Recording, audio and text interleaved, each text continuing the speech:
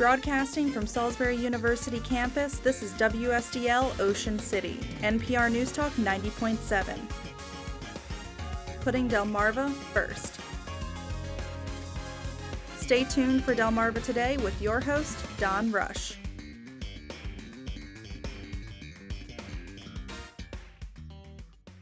There are a host of Democrats now vying to unseat incumbent Republican Congressman Andy Harris. Welcome to Delmarva Today. This is Don Rush. Jesse Colvin is one of them. He's a fourth-generation Marylander and a former Army intelligence officer who saw 4 tours in Afghanistan. The Democrat says that his call to service began on 9/11. Colvin has also worked in the private sector, most recently with consultants Toffler Associates. And there's one thing that probably sets him apart from other candidates. He is a Democrat, but his spouse, Jordan, is a Republican. And Colvin is in our studios this morning. Welcome to the program. Hey, Don, how are you? Thank you for having us back. Okay, so you're going to be pitching yourself to a particular electorate, that is the Democratic Party. Sure. And there are progressives, there are, I guess, Hillary Clinton folks, more mainstream. Yeah.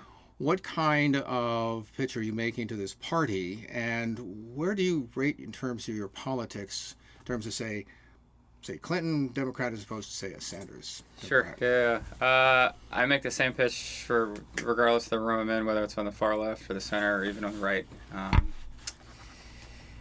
This job, to win this election and to do this job effectively, is about building relationships, and it's about building relationships across gaps. And it's going to be gaps in age or gender or race or in the form of the Chesapeake Bay Bridge and to do this job effectively, you're going to have to speak agricultural and speak waterman and speak oyster farmer. So part of it is, to win this election, I have to build and knit together a community that extends from the far left to the center to the disaffected right. Since we last were here, we were endorsed by Bernie Sanders chapter in Cecil County. Believe it or not, Senator Sanders actually won Cecil County over Secretary Clinton.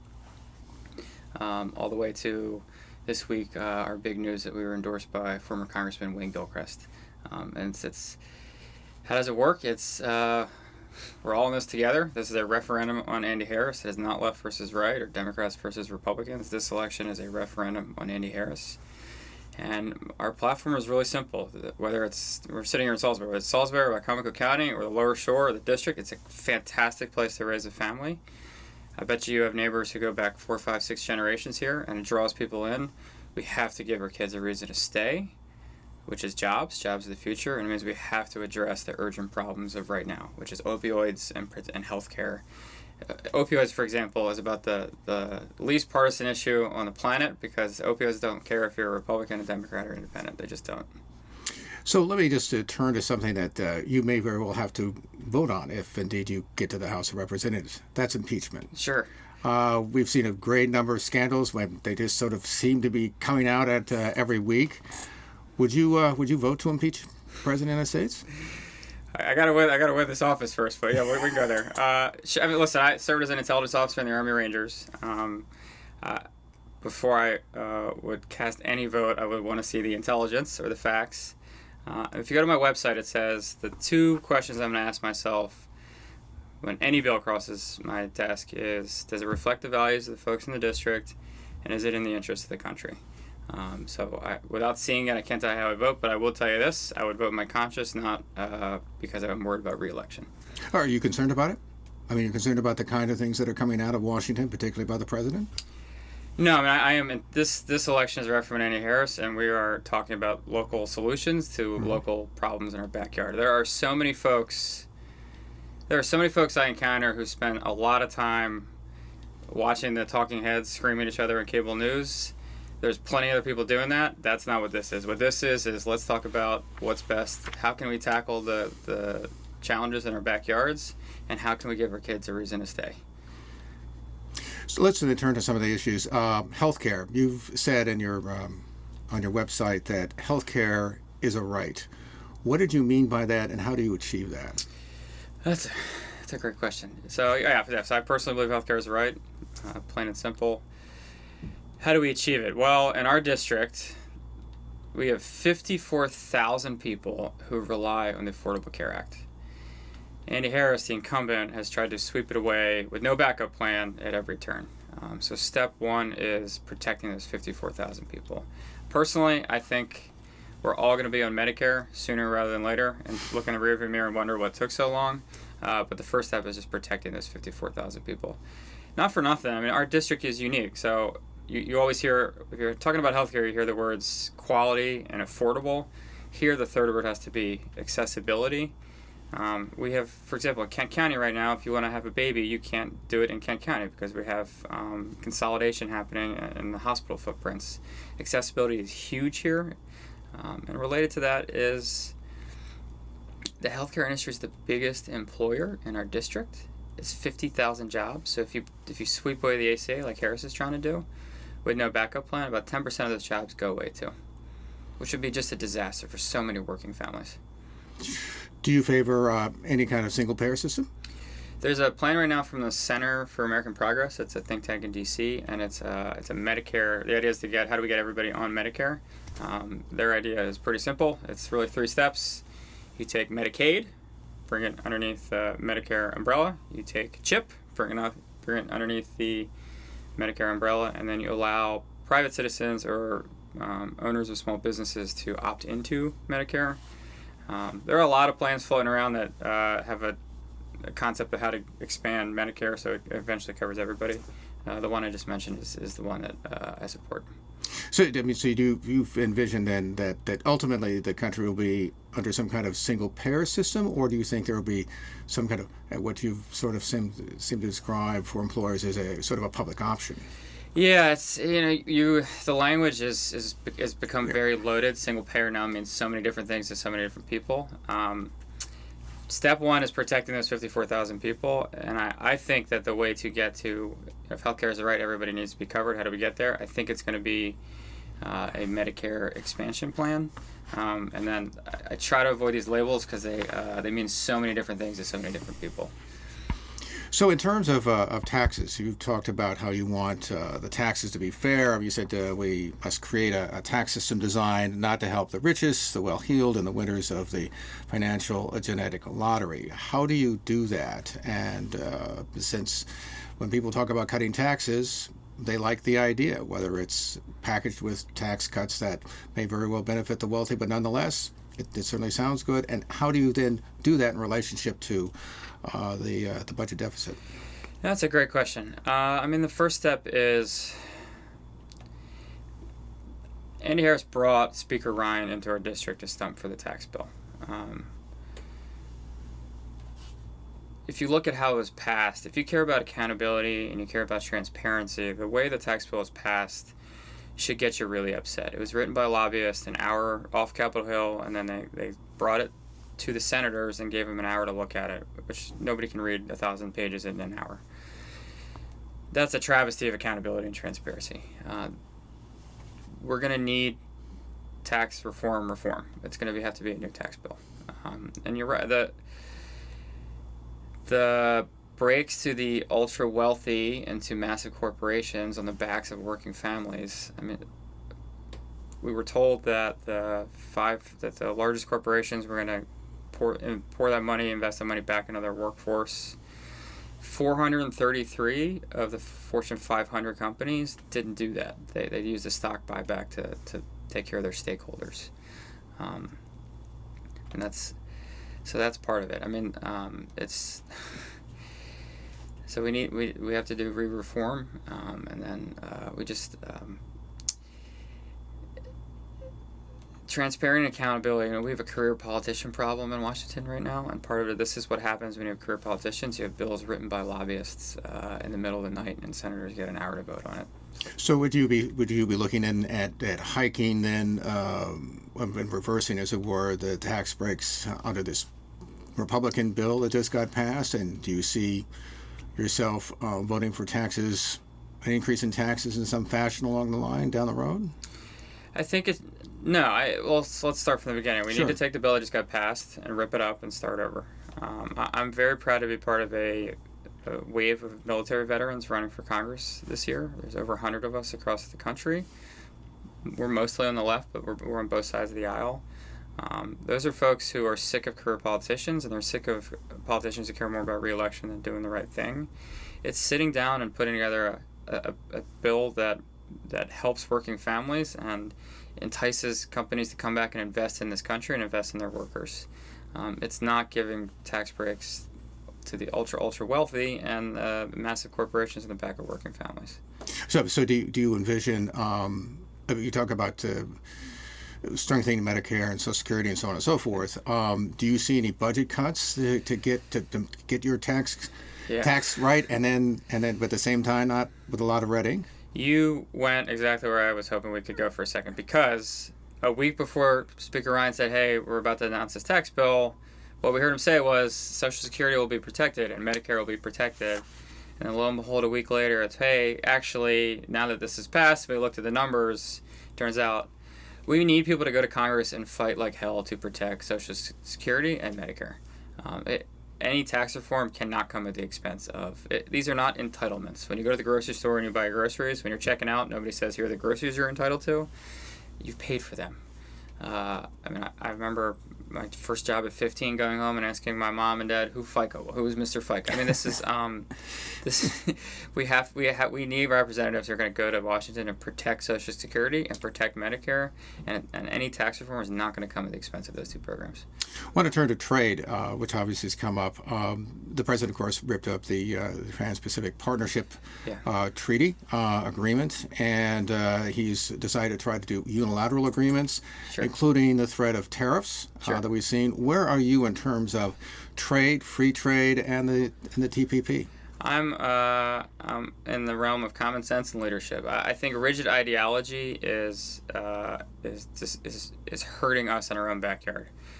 So in the same week that we discovered we're going to have a crab packing crisis because of hardline, rigid ideological decisions about immigration, is the same week that we reneged on the Iran deal, again because of hardline, rigid ideological feelings about something that has the word Obama in the name and something related to how we want to have foreign affairs with Iran. We need common sense. If you are a soybean farmer in our district, and we have many, and you're looking at the prospect of a trade war with China, you have every reason to be upset. If you own a small business in the crab packing industry on our shore, on the Eastern Shore, and you're looking at these immigration decisions, you have every reason to be upset, because this is what happens when you have career politicians who follow rigid, ideological, dogmatic, that's what they bring to every policy discussion, as opposed to common sense.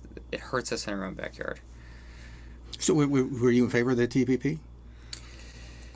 Well, I mean, it's kind of a moot point at this point, given how the president... agriculture is huge in our district.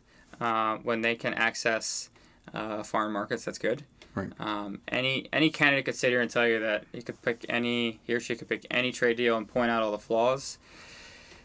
I'm not going to pander or lie to you about it. I mean, it's the future of trade is going to be agreements like this. We're going to have to get better each time. NAFTA certainly had flaws. TTP certainly had flaws. The answer can't be rip them up. We have to figure. I mean, if we can put into Congress people who lead with leadership and common sense and want to work together for the betterment of the people in their districts, you're going to get better results. What is, by the way, to immigration, you mentioned a moment ago. I have read, I guess there was some tip about what kind of wall you would build, if any. What's your position on immigration, whether or not there should be a path to legalization, and what about the wall? Yeah, well, so I'm a family of immigrants. We came here in 1899, and we didn't speak English, and we came through the Port of Baltimore and been in Maryland ever since, and I think it's really easy to forget where you came from. So I bring that up to say I do my best not to forget that we were coming through a customs checkpoint not so long ago. We need to protect dreamers. That's easy. Immigration here in our district is a little bit of a different conversation, because it's talk to a farmer, talk to somebody who owns a crab packing industry, talk to somebody who relies on labor. They'll tell you, it's not how it's portrayed through Andy Harris's press releases. It's I know these guys and I know their families and they're good people chasing the American dream. I was in a room where Senator Cardin got asked, well, we want to do everything to protect the dreamers. What about security at the border? And he said, listen, we need security at the border.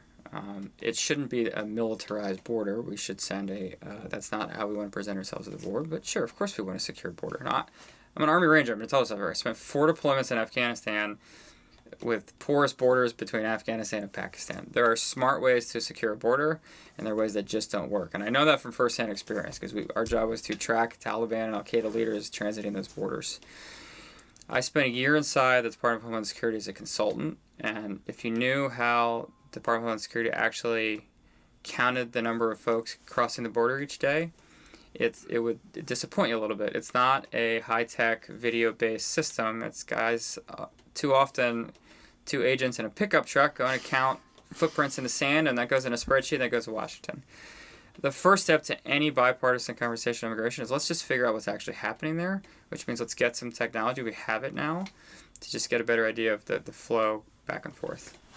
By the way, do you favor some kind of pathway of, say, for citizenship when it comes to those people, some 11 million is one estimate, who are undocumented in this country?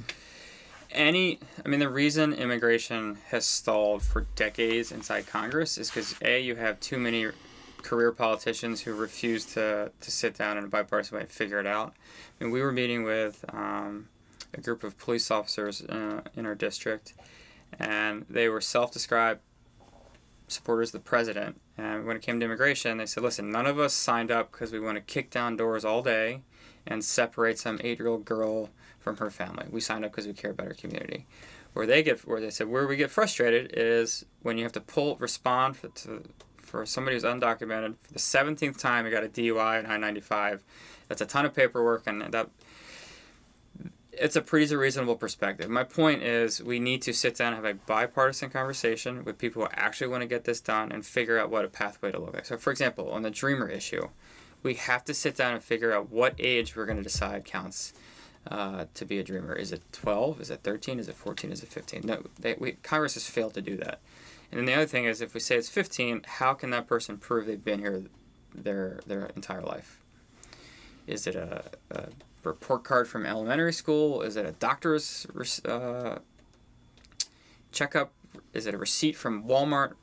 Congress hasn't done that. That's not incredibly flashy, and no one's gonna, that doesn't make for a great soundbite, but that's what the actual hard work of Congress should look like. It's sitting down and having those really laborious but incredibly important conversations, and you emerge with, hey, this is a bipartisan bill that we can define what a Dreamer is, and we can actually put a bill together that works. Let's turn to the Bay. Everybody says that they're a strong supporter of cleaning up the Bay. You've Sure. said that yourself. How do you balance restoration of the Bay with the demands of both agriculture and particularly the watermen? Oftentimes you hear even some of the farmers saying, we're not the problem, it's somebody else, the cities. Yeah. Watermen are not crazy about sanctuaries, for instance, for crabs and so on and so forth. What's the balance you strike in terms of the Bay and those interests? For me, it's the Bay. It's also its rivers and its tributaries and the way of life associated with those two things. We are not a district of smokestacks. We are not a district of computer chips. We are a district. There are 535 people in Congress. If you ask me who needs to be the number one defender of the Bay and its rivers and tributaries and way of life, it has to be the representative from Maryland's First. We used to have that in Representative Wayne Gilchrist. He just endorsed us. He's a Republican, I'm a Democrat. We do not agree on everything. He's also a Marine and I'm a Ranger, so we have arguments about who's tougher. If I'm in Cecil County, folks want to talk about the sediment situation at Conowingo Dam.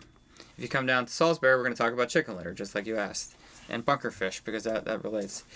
The balance is, we landed on our platform as oysters. I want to get to 10 billion oysters by 2025. 10 billion oysters by 2025.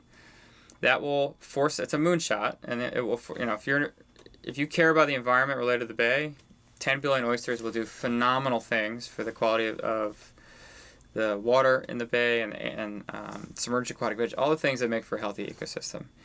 If you care less about submerged aquatic vegetation, but you care about the economy and the tourism economy and the jobs related, 10 billion oysters speaks to you. I refuse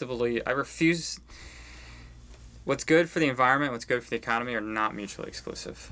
So how do you do it? You say a couple of things. We are going to have to scale up these oyster farms to get to 10 billion. And then it's also building relationships in the waterman community, saying it's not that we just need you at the table. We need your leadership at the table because you have generations of experience. And it ties into education too. I mean, there's no reason we can't have a oyster farming major at Chesapeake College, at Warwick College. There could be research being done at SU. It already is being done. Horn Point and Cambridge should play a role. All these. So the short answer is, how do we do it? We get the 10 billion oysters, and it's going to be great. Turning to those, the environment, great debate about wind farms, particularly offshore. Sure. Yeah. Where are you? Everybody says that they're certainly supportive of clean energy. Where are you when it comes to the proposal for offshore wind off the coast of Ocean City? So the particular one that's in the news, I don't. By the time I get to office, I think it'll be decided. So I really want to have a voice in that. I can tell you in general, part of our job, so when you talk about our jobs platform, it's jobs of the future. I talk about solar. There's no reason Warwick couldn't have a solar program. You come out in 2 years, you can sell a panel, fix a panel, install a panel. There's one county in our state right now where the community college has a solar program. It's Montgomery County. We need to bring that east. My son is 6 weeks old, and when you and I, when we drive down the street, we see electrical wires, transmission wires, and we don't see them because for us they're just melted into the background because we're so used to seeing it. I think my son is going to feel the same way about panels and wind turbines. We are not a district of smokestacks, and we're not a district of computer chips. We are a district. We're the only district in the country with the Chesapeake Bay and the way of life. The future is going to be panels, and the future is going to be turbines, and the future is going to be oysters. I mean, it's all. That's how you build the jobs of the future here. So if you were sitting there today, would you vote to approve those wind turbines off Ocean City? I mean, how much input are you looking at in terms of the local folks who are saying, "Hey, this is a problem"? Because that's a dynamic that's not only going to occur in Ocean City, but it's going to occur elsewhere. So that's why we sort of press the issue about where would you be if you had to vote on this? Because one proposal says no, we don't want it as close to Ocean City as the project folks say that they need it to be. Sure. Who are you listening to? So one thing the military teaches you is if you want ground truth, you got to go to the ground, boots on the ground. So in oysters, for example, I've tried to seek out experts as best I can. It's the scientists at Horn Point, it's the watermen, it's the oyster farmers. It's if I wanted to understand what would happen if a farm had a solar panel installation. So I went to a farmer and I spent a day with him on the farm. So you got to go to ground truth. So in general, showing up counts. Listening well counts even more. You got to go to the ground. So any particular proposal, it would be go down there and ask those questions. And in that particular case, it's going to be folks who are relying on the tourism industry, folks who are relying on certain hotels and their line of sight, and it's going to be the political leaders and the activist leaders and the environmental leaders. And this job comes with, it's not being done right now, but this job comes with the ability to wrap your arm around somebody, a group of people, bring them to a table and said, this is an issue in our backyard. We have to figure this out. Let's do it together. I want to turn to education. Sure. A lot of proposals on the national level for, say, free education for the first 2 years, or some kind of break in terms of student debt and tuition. Yeah. Some have proposed making college free. Yeah. Where are you in terms of the solution, in terms of the debt? Yeah. And do you think that it's possible to have free education? At least for the student, anyway. We need to be fighting like hell to make sure that we invest in our kids. That's possible, and that should be non-negotiable. What is happening inside the federal level at the Department of Education under the leadership of Secretary DeVos requires oversight. I mean, it's chaos. Community college could be and ought to be free. We can do that. I mean, there's also a cultural piece to this. I'm a military veteran, and I get thanked for my service. It didn't used to be that way. Guys who were coming home from Vietnam certainly weren't thanked for their service. Teaching and education as a profession has gone the other direction. My high school AP history teacher, one of us went to cover American politics and the media, another went to work in the Senate on the Judiciary Committee, a third is teaching history himself, and there's me. That is not an accident. That is the result of a fantastic teacher. He was in his 42nd year. We were his last class. And when we walked in, we knew we were lucky. We felt lucky to be in the presence of somebody who was such a great educator. It's just not like that today. And teachers are great. They're really good at always saying yes to everything, even to their own detriment. Can you take 3 extra kids with special needs in your class? Can you sign up for that next committee? Can you work with this?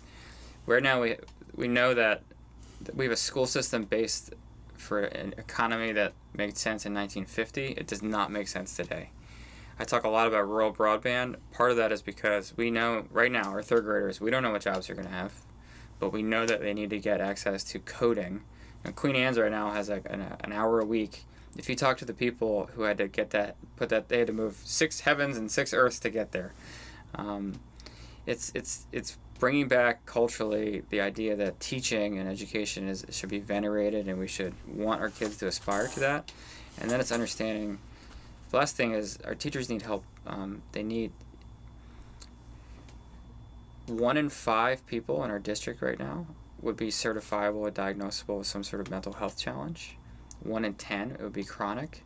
So in a school of 1,000 kids, 100 kids would need ongoing care for mental health challenges, and another 100 would need it on a rolling basis. Teachers need help, and they need help in terms of behavioral specialists and coding specialists and mental health specialists. It's going to take a village on this one. I want to turn to foreign policy briefly. Sure. You were obviously in Afghanistan.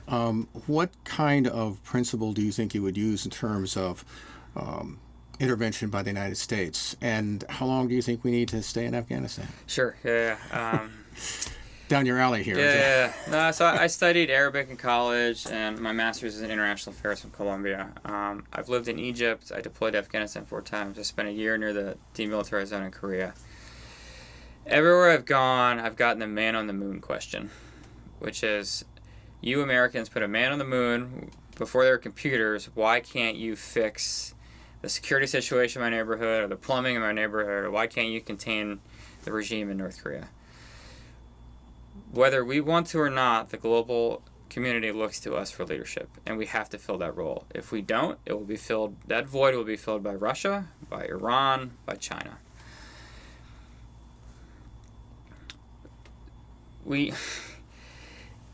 I'm thinking about the Iran deal because it emboldens our ally, it emboldens the regime in Tehran, it antagonizes our allies, it damages our credibility. As it relates to this conversation, we need Congress, we need people who actually understand international affairs and actually want to deal with foreign affairs. If you think about some of the people in Congress and the House of Representatives, you don't think about, if you hear the word Paul Ryan, Speaker Ryan, you think about tax bill. You don't associate him with any sort of foreign policy. We need new blood in Congress who can actually work in the morning on a crab packing crisis in our own backyard, but then spend the afternoon working on something like the Iran deal. And that's why I'm so excited about these veterans running, because all of us have been to far too many funerals in theater and come home and deal with my wife runs a nonprofit to prevent military veterans suicide. It's post-traumatic stress and military sexual trauma. You want folks like us casting that vote, because we're the last people who want a reckless war, because we know the costs, the human costs.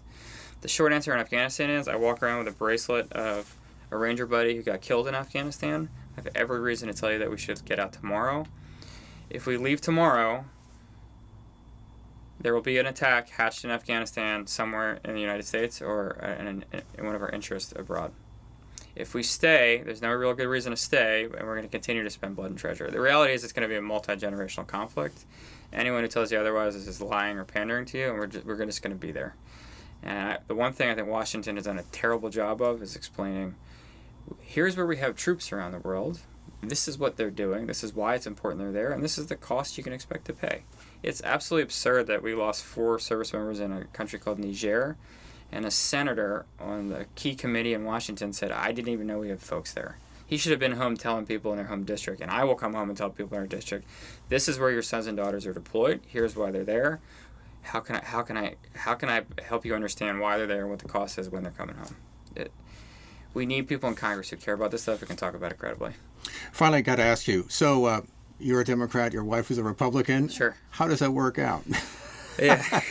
And I understand that she worked for a conservative Republican. I get our fights are mostly on things like probably in your home. Why didn't you take the trash out? Now Right, on the baby, right. it's why didn't you empty the diaper pail? Nonpartisan, right? I mean, my wife served as a police officer. I served in the military. We both firmly agree that if you're not going through something, you know somebody who is. And on the campaign trail, I mean, my Arabic's pretty rusty, my Spanish is pretty rusty, but I speak pretty good Republican because I had to learn it at home. So there we go. So, what do you give the odds in a minute or two we have left of a Democrat winning this seat, which was clearly gerrymandered for being more conservative Sure. than it was even when Wayne Gilchrist was there? Yeah. I mean, are we all just sort of blowing in the wind here, or is there something happening? No, the time I can beat Andy Harris. The time is now. I'm the guy to do it. Why? Yeah. Yeah.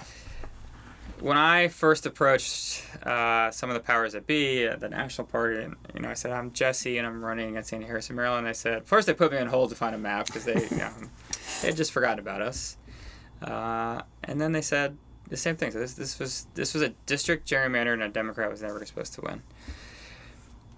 Part of it is working our tails off. I do 500 miles a week in our truck. I've been to the National Outdoor Show in in Church Creek in Dorchester to eat muskrat because I wanted to learn what that was like. I've been to in the last 2 weeks, to give you an example, I've been to 9 counties out of 12 in the district. You're just working hard. We raised more money than Andy Harris in our first quarter, and then all of a sudden it went from there's no way to maybe there's a chance. We're building a lot of momentum. In the last month, some of our endorsements. I have to build this coalition from the far left to the center to the disaffected right. We have a Bernie Sanders chapter in Cecil County working for us. They endorsed us. We're incredibly honored and lucky to have them. The AFL-CIO endorsed us. That's Working Family and Labor.